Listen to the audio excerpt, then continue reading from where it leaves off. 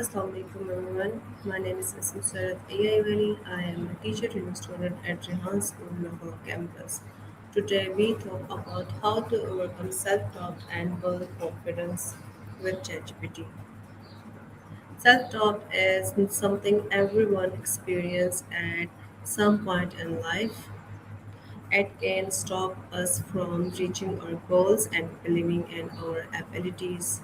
Building confidence is a journey that requires positive thinking, practice, and self belief. By overcoming self doubt, we can unlock our true potential and achieve success in both personal and professional life. So, let's start it with ChatGPT.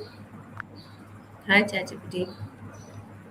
Hey again, I'm right here. If you want to dive deeper into self doubt or anything else, just let me know.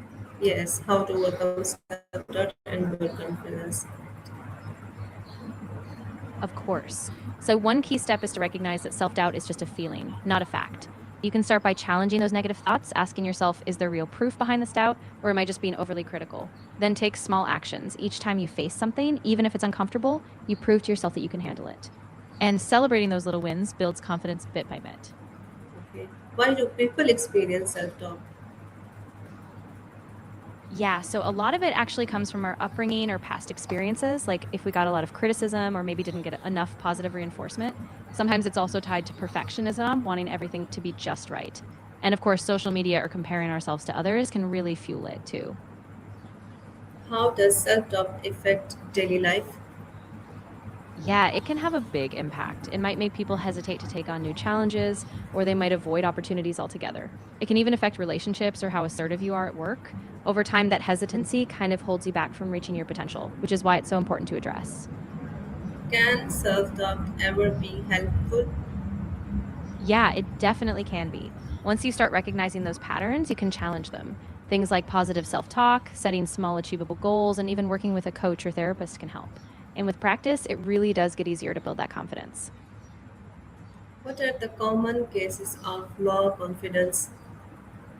Yeah, definitely. Common causes often include past failures or rejections, especially if we tie our self worth to them, unrealistic societal or peer expectations, and even perfectionism, feeling like nothing you do is ever good enough.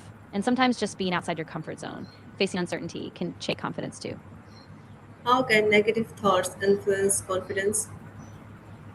Oh, they have a huge impact. Negative thoughts kind of snowball. They make you expect failure, so you hesitate, and that hesitation can reinforce the doubt. Basically, you don't give yourself the chance to succeed, and then it feels like a cycle. That's why interrupting those thoughts is so crucial. What role does self-awareness play in overcoming self-doubt? Yeah, self awareness is a total game changer. When you're aware of those thoughts, you can pause and reflect. So instead of just accepting them as truth, you can question them, reframe them, and choose a different, more empowering perspective. So that clarity really gives you back your power. How can setting goals build confidence?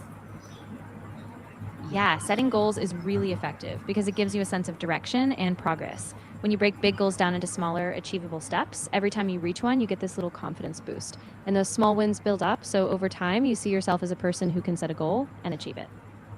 Why is it important to celebrate small achievements? Oh, it's really important because it keeps you motivated.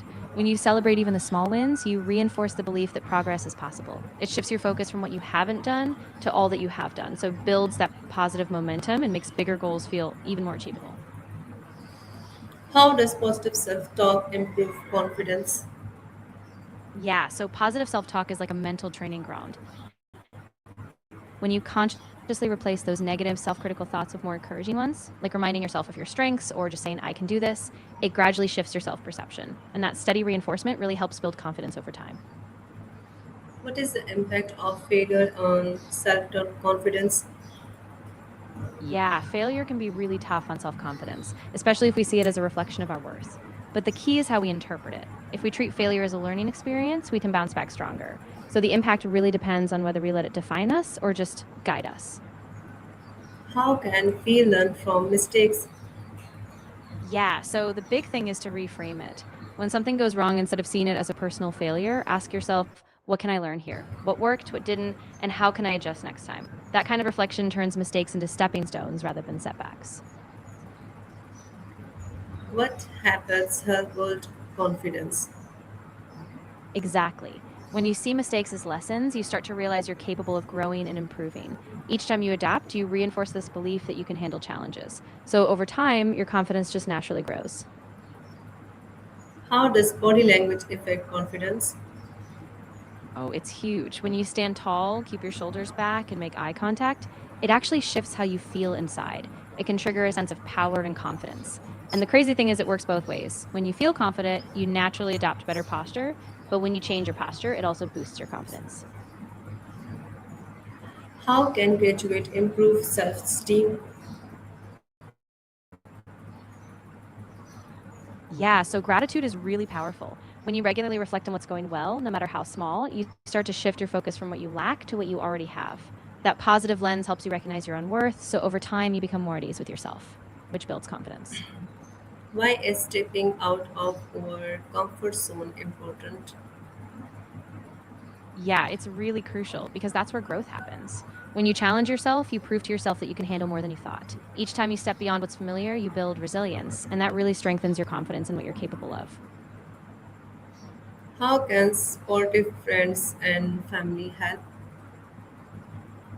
Oh, they make such a difference. When you have people around you who believe in you and encourage you, it gives you the safety net.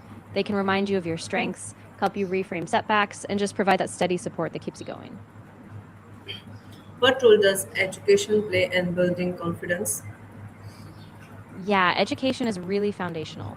When you gain knowledge and develop skills, you feel more competent and capable.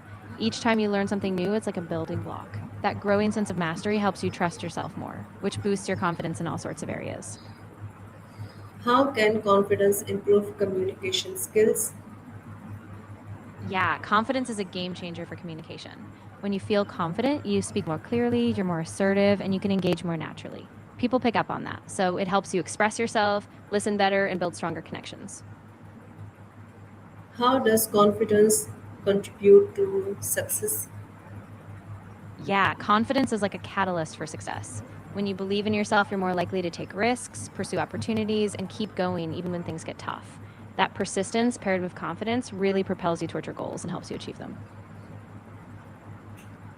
Can confidence be developed at any age? Absolutely. Confidence is something you can build at any stage in life. It might take different forms depending on your experiences, but with practice through learning, taking action, and reflecting, you can absolutely grow your confidence, no matter how old you are. How can mindfulness reduce self-doubt?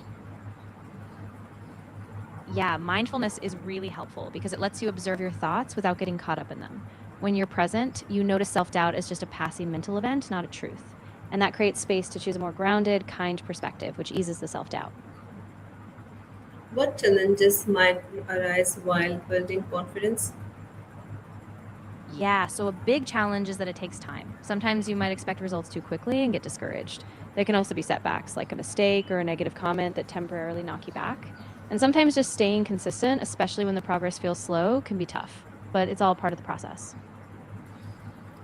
Okay, what is the most effective way to maintain confidence long term? I think the most effective way is to keep a balance between action and reflection. Set regular goals, take those small steps, and when you succeed, reflect on it. Celebrate your progress. And also stay open to learning and adjusting. When you keep that cycle going, confidence stays strong because it's tied to real, consistent growth. Okay, thank you, chatgpt. You're so welcome. I'm really glad we could talk about this. If anything else comes up or you just need a little boost, I'm here. Okay. Okay, thank you everyone for our time, attention, and valuable thoughts.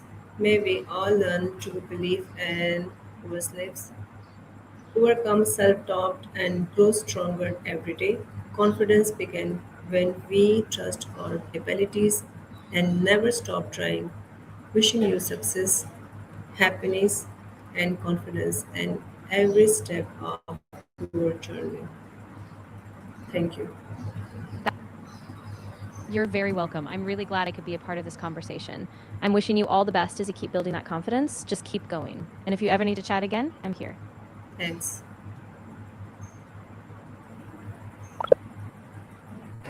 And thanks, everyone.